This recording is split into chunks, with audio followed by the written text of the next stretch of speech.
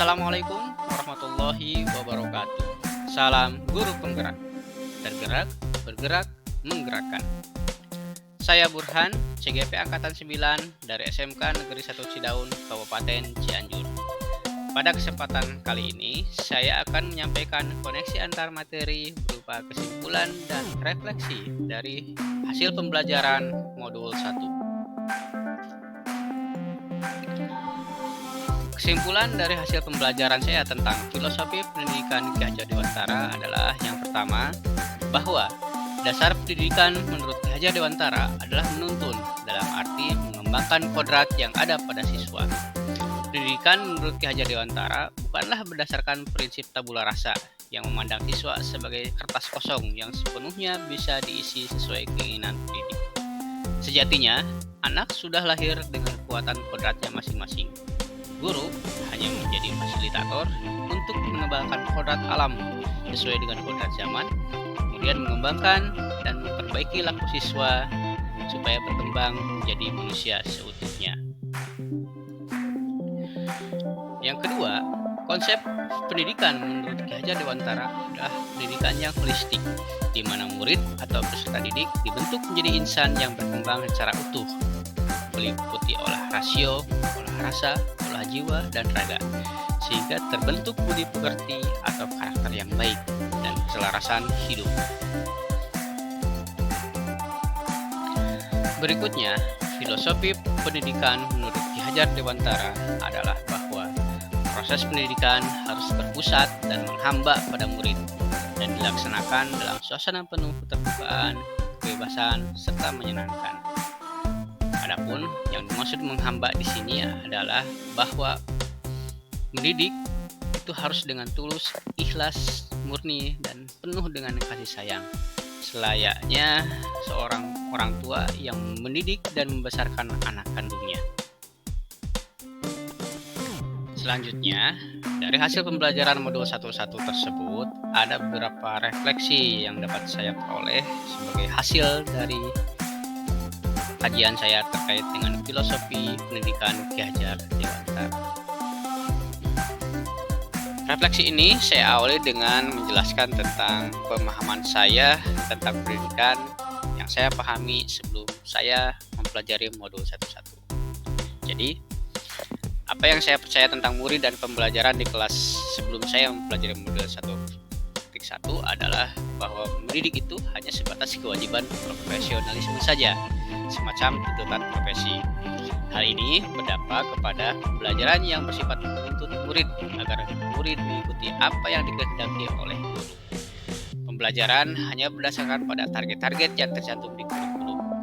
Mengajar tidak dengan hati dan kurang mengedepankan kasih sayang dan ketulusan dalam didik. Berikutnya, sebelum saya mempelajari modul 1.1 ini, yang saya pahami adalah bahwa mendidik itu hanya menanamkan pengetahuan dan keterampilan pada anak, selayaknya membuat tulisan pada kertas kosong. Hal ini berdampak kepada pembelajaran cenderung memaksakan pengetahuan dan keterampilan sesuai dengan kehendak guru. Guru menyamaratakan kemampuan siswa tanpa mempertimbangkan perbedaan bakat dan minat dari masing-masing siswa yang ternyata beragam. Proses pembelajaran sepenuhnya diatur oleh guru. Siswa hanya mengikuti skenario pembelajaran yang sudah ditentukan oleh guru. Dampaknya, pembelajaran bersifat teacher-centered. Anak bersifat pasif dan terkesan dipaksa selama proses pembelajaran.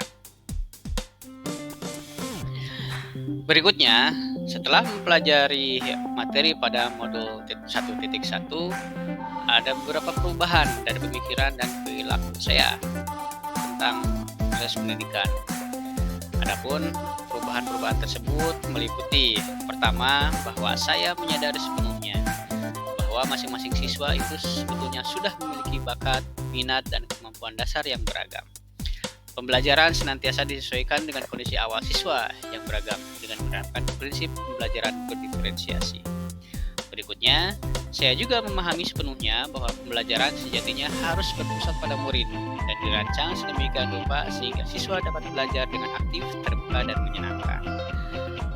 Yang ketiga, bahwa saya sepenuhnya paham bahwa kegiatan pembelajaran haruslah bersifat holistik.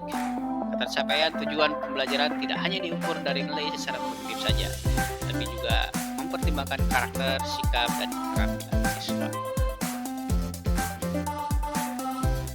Sebagai tindak lanjut dari perubahan pemikiran dan perilaku saya setelah mempelajari modul 1.1 ini, maka apa yang dapat segera saya terapkan agar kelas saya lebih baik sehingga dapat mencerminkan konsep pemikiran Ki Hajar Dewantara tentang pendidikan.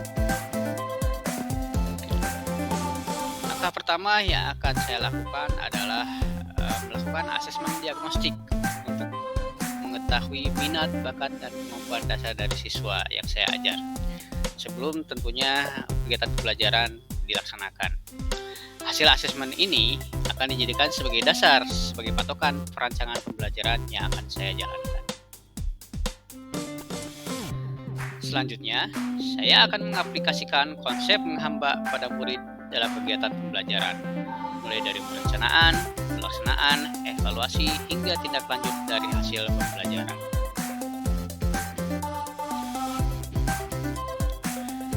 Dan berikutnya adalah bahwa saya akan senantiasa merancang kegiatan pembelajaran yang mengadopsi konsep diferensiasi yang aktif, kritis, terbuka, dan menyenangkan, serta tentu saja dengan memanfaatkan teknologi dan perkembangan zaman.